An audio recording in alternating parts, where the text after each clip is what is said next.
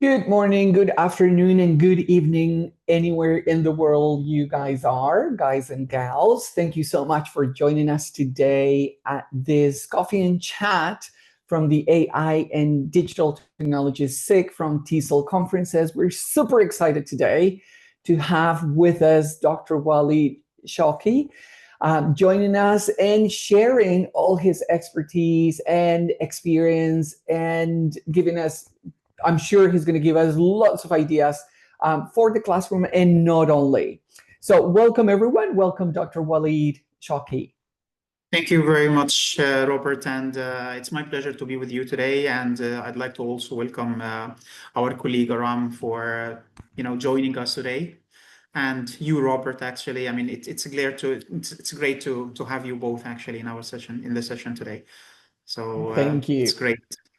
Thank you. Thank you. So, what about if we start by asking you a little bit about what you do and your context so that we can see where all your wonderful tips are going to be coming from? So, where are you based and what do you do? Right at the moment, I am, an academic at in an institution in a private college in the ministry in Oman. It's called the Modern College of Business and Science. I've been here in Oman for like 3 years, and I'm coordinating the English department. At the moment, I'm also working on creating a professional development unit where it's responsibility to evaluate the faculty in the college from all different disciplines, like in English language teaching, AI.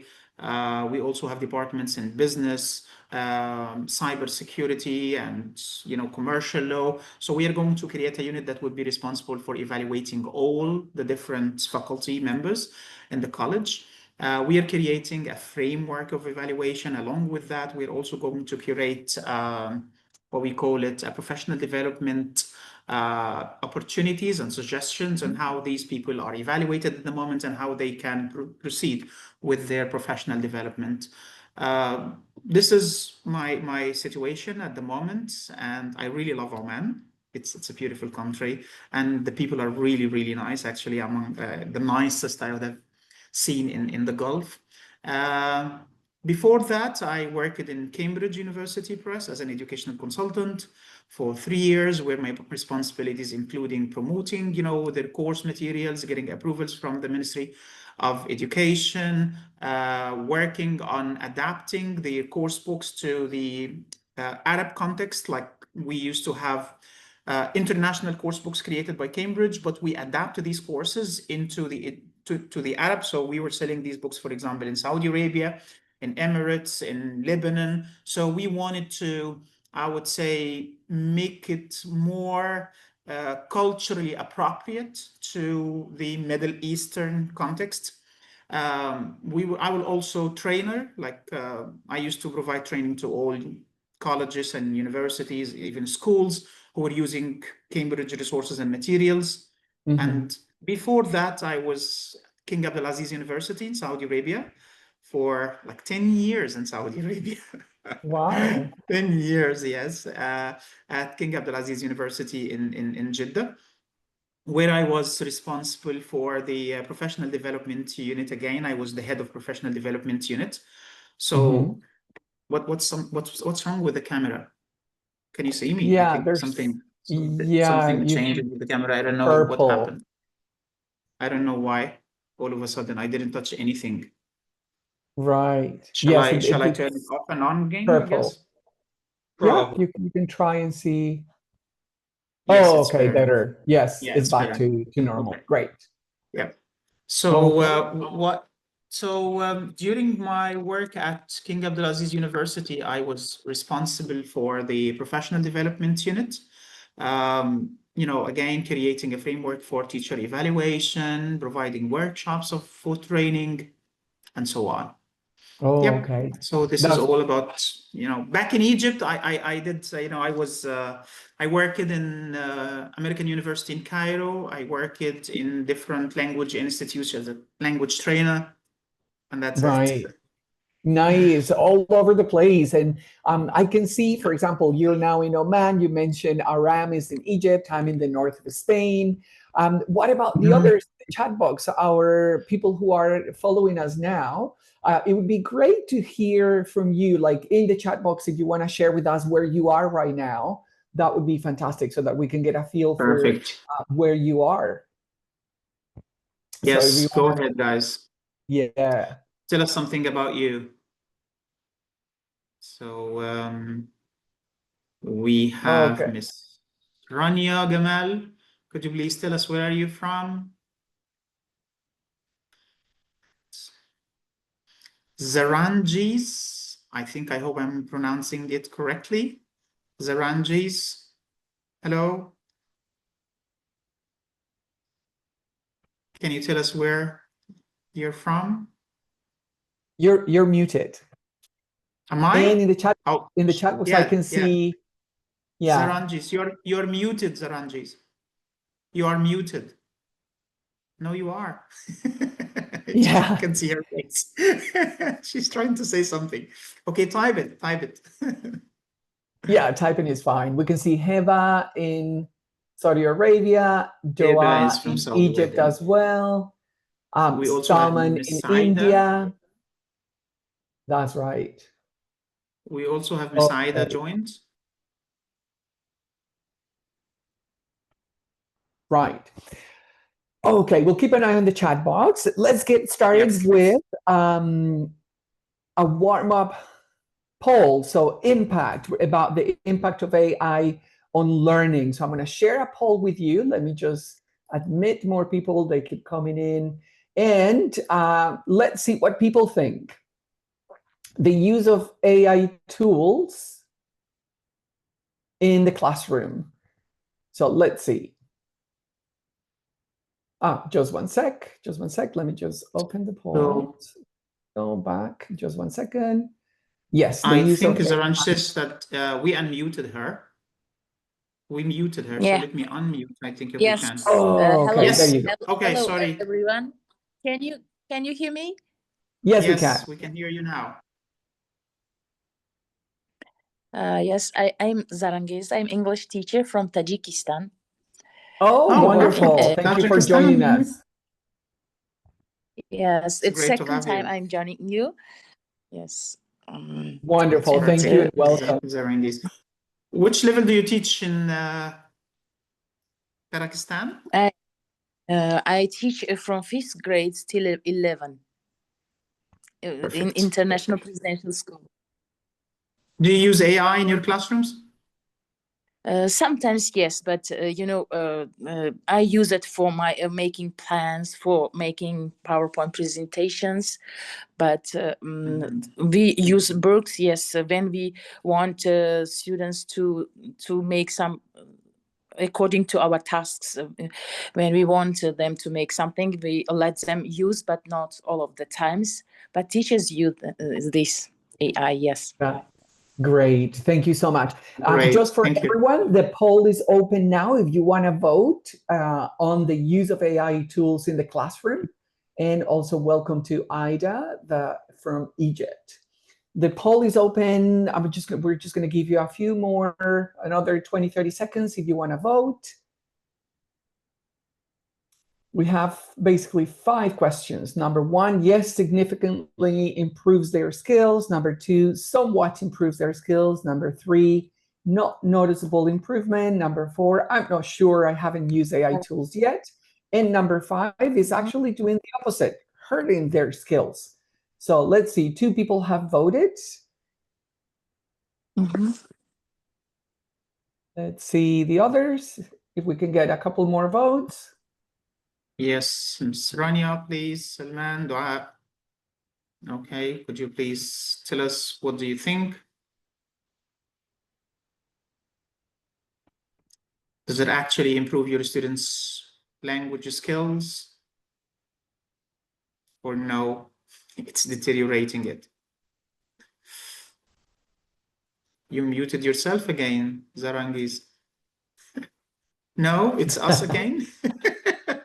Okay. I didn't Right. touch the keyboard. So I'm going to end the poll and then share the results, and then we'll start basically with the questions. I mean, it's interesting to see that the people that voted are using it and they think that it significantly improves their skills. So the first question that we have now is for Dr. Walid is, do you think the use of artificial intelligence AI tools in the classroom improves your students' language skills and overall learning performance?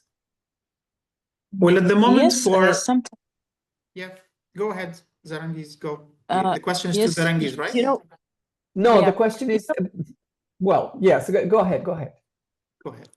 Go ahead, Zarangiz, tell us. As our as we are Tajik, yeah, and Russian is our second language, and English language is a third language, and AIs help our students a lot, because when they are not, for example, when we teach them the book that it is for advanced, sometimes they use AI. I let them, because it helps them to make the text according to their level, and it will be more interesting to work with them when they understand the text, when they understand what is going on inside of the text.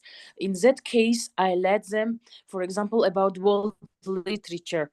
They're about Life is a Dream by Pedro Calderón de la Barca. It's very difficult, it's advanced level, but I let them to make it easy for them. They use AI in order to be understandable this text, and they use it, and they can retell it and say the main purpose of this text. They can give main characters, what is going on inside of this, and they use this, and it improves their speaking skills. It's better than staying without saying nothing. Yeah, it's when they speak better than they cannot understand and say, teacher, I didn't get anything from this text. It's very difficult for me. It's not my level. That's right. And in this case, I let them use AI in order to be interesting for them, in order to understand the main purpose of this text, what the author wanted to say, what is a bad character, what is a good character, and what is the moral of the story. In this case, I let them, and it helped me a lot, yes. Thank you, Zarangiz. And Dr. Walid, then the question for you would be, what does learner autonomy mean to you? Because we're talking about AI and learner autonomy. Does it work? Does it not? Actually, learner autonomy is or has always been a tool, okay, or it's actually a procedure where students become responsible in their own learning process. It's not only about finding resources to educate themselves through the internet, but there are many other texts or ways that students can do to become independent or autonomous learners. Students can actually setting their learning goals, using the using digital tools, for example. That's what's happening at the moment. So, and they actually follow up with their learning process. They can evaluate what they have learned. They can also modify their learning plans. They evaluate the outcomes at the end. So getting the students the full responsibility of becoming or taking care of their own learning journey, rather than depending on the teacher and depending on the course that's provided by the college or by the school, and the students feeling that they have to do that. This is the only thing I need to do to be able to learn the language. And I have no rule. I mean, I'm just a receiver of the knowledge. The teacher's responsibility is to provide us with whatever knowledge we are supposed to learn. And we have an already set goals that we have to follow, and we cannot deviate from this. Becoming an independent learner can actually change this, where we can see students part of the learning process. They can, along with the teacher, in some institutions, along with the college or the school, they can discuss and they can negotiate the learning outcomes that they want to achieve at the end. They might find topics in the course books that they are not very interested in, and then they can discuss it with the school and say, okay, I don't really like this topic. I mean, this topic is not really part of my interest. Can we have something related to, I mean, if it's a girl, for example, they might be interested in fashion, in music, boys would be interested in topics related to football or different types of sports. So if they participate in the learning process and they become responsible, they are setting their own goals, then they become responsible to the outcomes at the end. This is actually the idea of independent or autonomous learning, giving students responsibility towards their own learning rather than giving everything to the teacher and the institution. That's right. And I couldn't agree more with that need for us to find things that are relevant to the students. For example, here where I live in the north of Spain, girls are very much interested in finance, in football. They play football actively. They're involved in lots of different activities. And it's very difficult, as you say, sometimes to find that link between the content and what they do. My follow-up question would be, has this definition changed in the age of AI, in your opinion? Well, with the introduction of technology now and AI, actually the emergence of the AI has totally revolutionized the way we teach and the way students receive the knowledge. It's now we can see that our students are not only depending on the different or the same limited resources that they used to have before. You remember, Robert, at the time of you and I were students at school, the only resources we had at the time is just the course book, the teacher, sometimes the library, if we have a library in our schools. I mean, I remember the first laptop, the first computer I had, I was in college, and I had this very limited, slow internet, where I remember I used to connect the phone, the phone line to my computer to get internet access. And it was extremely slow. A page would take like 2-3 minutes to load. That's right, yeah. Yeah, and even the content that was available online at that time was very limited. Look at what happens now. Students have everything at their fingertip. By one click, they have the whole world of English language learning. It's not just becoming independent in doing what you have within these limited resources. Now you have the whole world in front of you. So of course, the introduction of AI has definitely made a big change in the learning process, giving students a huge opportunity to access everything.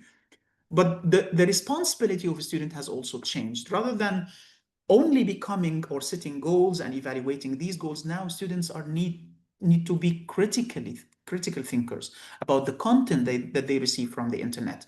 So imagine, for example, if we are asking about a religious topic or something scientific or something political, and then students would normally take the question to the AI, and then they receive the answer as for granted. It's the correct answer. Students don't think. And we know that big corporations worldwide are now trying to control AI. They provided with the answer that they need. Okay, so I want students in this region, let's say in the Middle East, to know that this person is good or this institution is not good. So they provide this and they feed in this information into AI. So when students ask these questions, they will receive the answers that other people want. It's biased knowledge. So we need our students to not only receive the knowledge, but they need to critically think about and evaluate this knowledge, whether it's correct or not, whether it suits my context or not. And also prompting. Now students also need to be trained on how to ask the AI questions. Okay, so before they just used Google, or they used to go to YouTube, find a simple YouTube video and then watch it. But now with the use of AI, if they do not ask the right question in the right way, they may not get the answer that they're looking for. So we need to train our students on how to use, prompt engineering. So we need to train our students on how to use AI effectively to support them in the learning journey. Apart from this, it might not help them as we expect. Absolutely. So Couldn't AI agree has more. definitely changed. Yeah. Yes, I think what resonates the most with me from what you're saying is this need, because AI is here, just like other technological advancements when they became available, the calculator, then the projector, then the video projector, then the computer, then the portable computers, then the tablets and the smartphones. I think the need for AI literacy right now, as you say, because it is not just that it is there. It's just that, you know, everyone is using it, but are we using it ethically? Are we thinking about what's happening? Are we thinking, are we taking for granted all the answers, or just thinking, wait a minute, this might be biased, or maybe this is not correct, let me check other sources? Absolutely. Exactly. And do you can you think of any moments where technology clearly empowered learners, or maybe the opposite in your own experience? Well, in my context in college, I can see that technology supports the students, but again, without the guidance of the instructor or the teacher, students may not go in the right direction, because in most cases, students tend to just copy paste the knowledge or whatever they receive from AI. So, for example, if you ask your students to write an essay about, you know, global warming, for example, students, they just take the title, copy paste it on AI, receive the answer, and then take it, then, you know, just forward it to the teacher without even reading it. So this is the negative impact of AI. What we need to do is that we tell students, we train students in how to use it. Okay, it's not just, I mean, we cannot prohibit or we cannot forbid the use of AI. We need to promote it among our students, but how they are using it, this is the issue. For example, I mean, I sometimes ask my students to write their first draft. Okay. I mean, during being in the classroom, in many cases, I do not allow students to use the mobile phones during the session. So this is the topic. What you need to do is to, you know, come up with ideas. What are the advantages and disadvantages of a specific topic? And then, you know, write your own ideas, write your introduction, write your body one, body two, write your conclusion. And then, okay, you're done with this. What you need to do now is that take this, upload it to AI, and I usually give them the prompt. It's not just take it and ask any question that you want to ask. No, give this a specific question. Please check, for example, the grammar, the flow of ideas, coherence, and, you know, the structure, for example, because every time we need to focus on one aspect of the essay writing. So this time, for example, I want my students to focus on grammar, grammatical mistakes, or could be spelling mistakes or punctuational mistakes.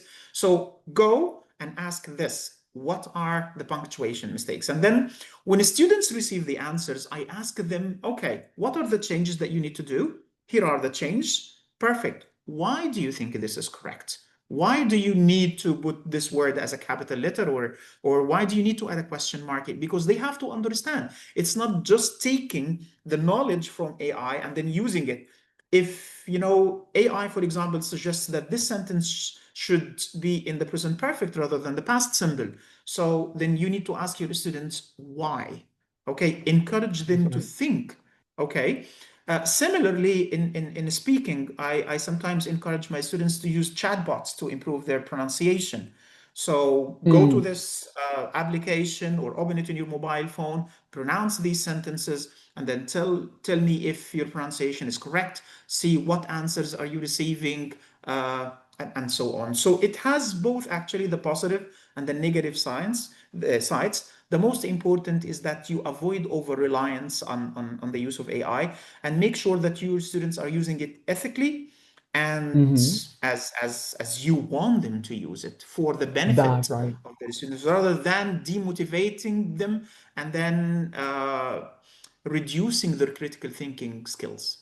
That's right. And that just made me think of, reminded me of this new term, right? Cognitive offloading, which is what we need to prevent students from doing, and even ourselves, in the sense that over-reliance makes people lazy when they know that they just need a prompt, they get the essay, and then they share it, and then that was it.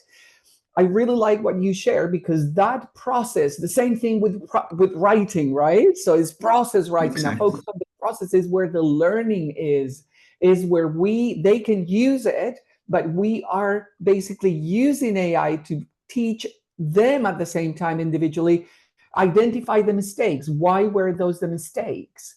Because one of the things that happens very often is that we ask them to write an essay, we give them feedback, and we never go back to it. They probably don't even read it. it was a waste of time for everyone. But I totally agree that with AI, if there is a focus on being ethical, being for us to guide them onto what is doable and what is not, what I should do and what I can do responsibly, using it responsibly, but at the same time as a process where they can learn from it, I think that's the way forward, right? So we have one more poll which links into this, to learner autonomy. And so the question is, I'm going to share the poll with our audience, and we're going to give you a minute to think about it and then share your ideas. The question is, how's your definition of learner autonomy changed with the rise of AI in light of your own experience and what we've been talking about? And we're going to give you just a minute to share your ideas. We have 5 different possibilities. Okay, that's interesting. Yes, good. Okay. Oh, there's a little bit of a mix. That's good. That's interesting. We'll share the results in a minute when we get 4, 5. Okay. Now. Yeah. More people are voting. That's great. Okay, so I'm going to share the results now so that we can comment briefly on them before we move on. Dr. Walid, what do you think about those results? They're interesting, huh? Yeah, I think most people agree that students are more autonomous using AI, which I would agree. Yes, they are, unless or if you are actually giving them the right guidance and the right training on how to use AI. So Absolutely. Yeah. please make sure that you tell and you train your students to use it effectively for their benefit rather than over relying on AI doing everything for them. And by the way, for us as teachers with experience, we can easily tell if this product, whatever it is, it's a PowerPoint presentation or it's a written assignment, that it's done by my student or it's done by AI. I can always tell whenever one of my students do that. Once I look at the reading, look at the vocabulary, look at the structure that they use, and I know the level of my students, I can easily tell this is your work or this is totally done by AI. I mean, we do not discourage the use of AI, but we teach them how to use it to improve their learning rather than doing everything for them and making them lazier. Absolutely. And something very important that ties in very well is for any teachers here, very useful, especially for us, or if you, whether, regardless of your level of experience with AI, I think it's super important to go and check before using any AI tools in the classroom, to check several things. Check if your institution has an AI policy. If they don't, it might be a good idea for you to talk to your boss, your line manager, and say, hey, maybe we should have one, right? So that everyone is on the same page, everyone knows how to adopt it, what to do, when to do it, when not to do it. Also, getting students involved, super important, but also checking beforehand their age. Remember that there are age restrictions for AI tools, so it's probably not a good idea to go in and use an AI tool without checking the age restriction. For example, depending on where you are, there may be some legislation already in place. So, for example, I cannot use AI with some of my classes because they're 13 or below. Some tools may be useful. So it's really, I think it's very important for us as teachers, because we want to guide the way. We need to be obviously informed. So I think that's this, this is why we're here today. We want to be able to help as many of our peers as possible. So let's move on. Thank you so much. Next question is, what misconceptions exist about AI and autonomy, do you think? The most prominent or the most repeated misconception about AI is that AI is going to replace us, is going to replace teachers one day. It is just like everybody believes that, why do we have teachers? We have AI that can tell us everything. I even discussed this question with my students in the college one day. Do you think it would be a good idea if you have a robot teaching you rather than me? And then a student say, no, no, no. I said, why? Why do you think? You don't trust AI? Don't you think that it will provide maybe more accurate information? It will be more knowledgeable. Sometimes I have to search for information. If you're talking about culture in a different country that I may not be aware of, I have to go online and Me search. too, yeah. But AI would be able to tell everything. It can provide you with everything you need. And then they say, no, no, no, we don't want a robot. It won't be able to understand how we feel. Okay. That's right. Exactly. This is the human aspect of the teacher. So it's very important even by looking at our students' eyes, we can tell who understands, who is not, who is involved, or who is engaged in the task and actually working collaboratively with his mates, or who is not. So there are many human aspects that I don't think, at least at the time being, I will not be able to do unless things might change in the future. And we know with I the totally agree. huge development in AI, so we That's don't know what will right. happen in the future. That's Yeah, I right. think this is Yes. one of the this is one of the major misconceptions about it. The other thing is the ethical use. I mean, many students think it's okay. I mean, everybody Hmm. uses AI. Why don't I? I said, okay, use it. We don't say that you don't have to use it. You can't use it. No, use it. But how to use it, this is the most important part. We That's right. want you to learn through AI, but we don't want AI to do everything for you, and then you learn nothing at the end. Because That's right. I have seen some students, even in class, when I ask them to do a task, they just go to AI and then they get ideas. They sometimes write the sentences in Arabic and then the AI translates and then they copy paste. I tell them, okay, what are you going to do in the exam? This is what you do now. This is what we practice. Unless you know your mistakes at the moment and you try to work on improving them, you will not be able to do the same mistakes. I need to know what errors you make, because we want to work on these. If not, then writing it by AI is useless, because you didn't do any effort. You did not learn the vocabulary. You did not learn how to structure a sentence. I don't know your mistakes. Without knowing your mistakes and working on improving them, then you are not learning. So using AI is prohibited at this stage. You need to use it, okay, later on at this stage, and this is how you use it. And then once you finish, you go to the next step. So for example, sometimes I ask my students to write, as I said, an essay, and then write the first draft, submit it to AI, get feedback on grammar, then go back, improve your grammar or correct your grammatical mistakes, then take the second draft to AI, and this time you need to check the structure, okay, and maybe coherence, and then go back, correct, discuss the suggestions made by AI and why, what mistakes you made, how to work on improving them, and then go to the third time. This time we are going to check the flow of ideas or the correctness of the ideas, or and then so we use it for specific purposes rather than getting the full answers and just submitting them. So it's telling them yes, but how? That's right. And this links in perfectly with assessment. I was watching a webinar a couple of days ago about language assessment and AI, and how a lot of people are in academia everywhere in the teaching world. They're talking about the need to reinvent assessment. Because the thing is that, for example, what you were saying with writing essays, for example, I also teach exam preparation classes, and you can tell when a student has used it or not. So the question is, will you, same question I ask my students, will you be able to use a computer when you're doing the exam to help you? You won't. And even if you use AI, then I've added, and I obviously learned this from one of those webinars where they were discussing language assessment in AI.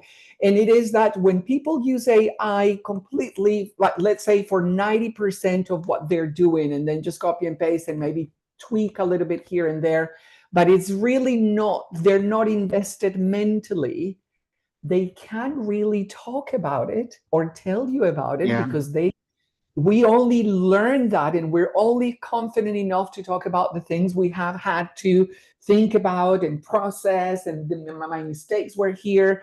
For example, asking them, okay, so that essay is perfect now. I can see that you use AI iteratively.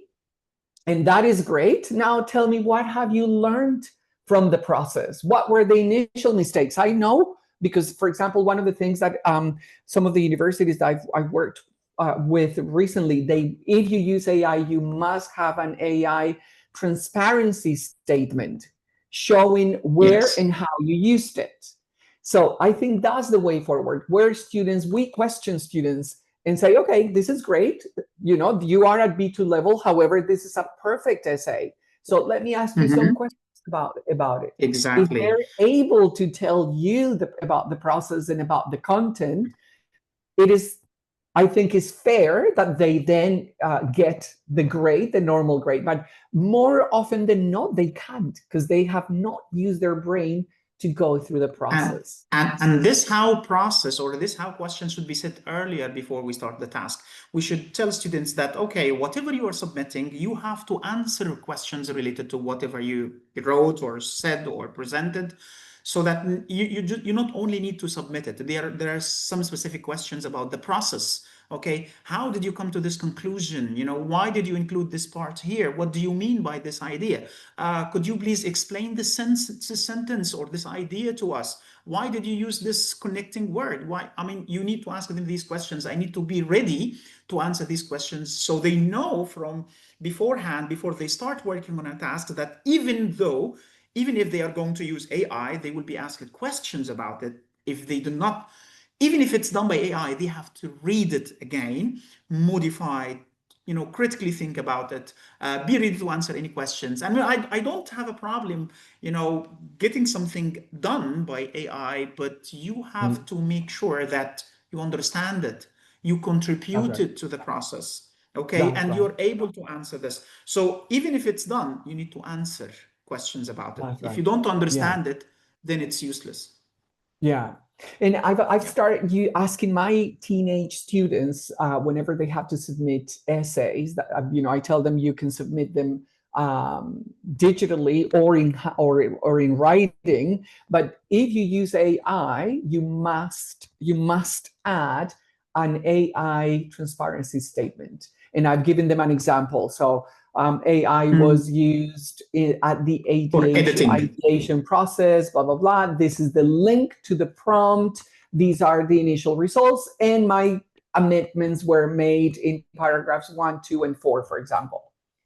Exactly. So I think that is important because then they know, okay, fine, I can use it, but there are some parameters. It's not that they're going to use it and they think, it's going to be okay, and we're not going to notice that they haven't used it. They get away with it. That's right. Yes. Okay, well, time is of the essence. We're getting towards the end. I see that there's a question, Heba, in the chat box, and Heba says, can you tell us, Dr. Walid, how do you evaluate teachers based on their use of AI? That's an interesting question. Well, I would say that AI for teachers is a great tool, actually. I mean, it has helped us more than anything before. Think about teachers before where they have to write long lesson plans. Think about teachers where they have to give personalized feedback for every individual student.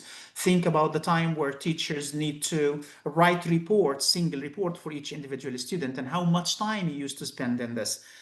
Now, with the introduction of AI, these tasks have become too easy. They can be done in a click. So, I mean, we cannot deny for us as teachers, which gives us more time to work on other important things in creating activities, for example, to improve our students' critical thinking skills, in evaluating students' performance, in getting them engaged into tasks, in reviewing their projects, and so many other different types of learning that we can work on. But for teachers, it is important to use AI, and again, to learn how to use AI.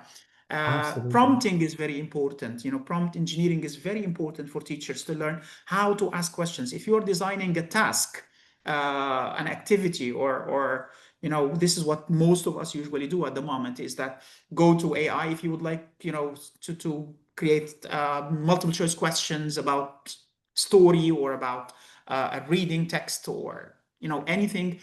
You need to know how to ask the questions, not just go to AI and create 10 multiple choice questions about this topic. No, you need to decide which level, which country, Are they first or second language speakers? You have to identify the group, the age group. You have to tell all these details to the AI before you get the answers, because what happens is that it might give you questions that you take, then send it, just like what we do with our students. We need to train our students to learn how to use AI. We also need to get teachers to learn how to use AI, which is more Absolutely. important, because you are going, if you're not trained, you won't be able to train your students.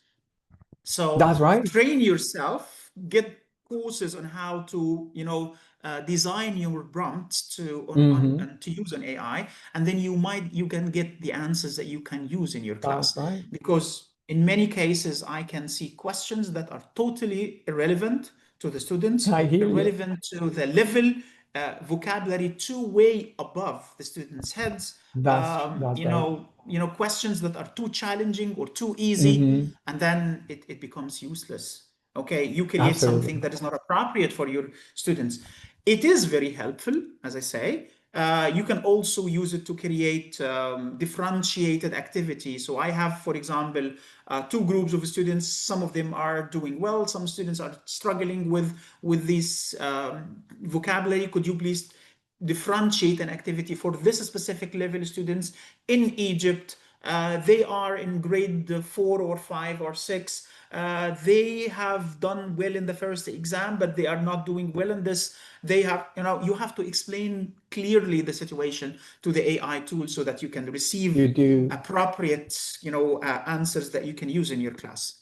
That's right. And this boils down to the old, there's nothing new under the sun. It's pedagogy, understanding how we teach and how we learn to guide AI. It's so important.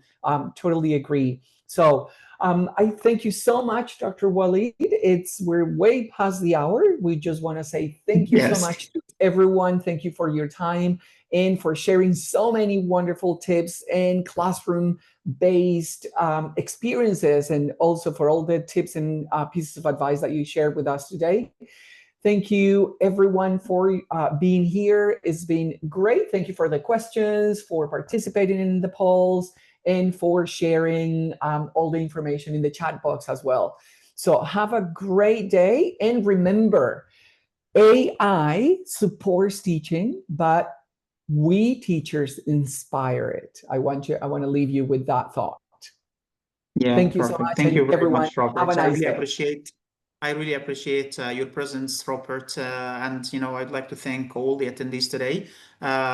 Your presence have actually encouraged us to do the session and to provide you with these ideas. I hope that everything went well and you enjoyed it. Looking forward to seeing you everyone again in a different session with AIDT SIG. Thanks, everyone. Exactly. Stay tuned. Bye. Bye, everyone.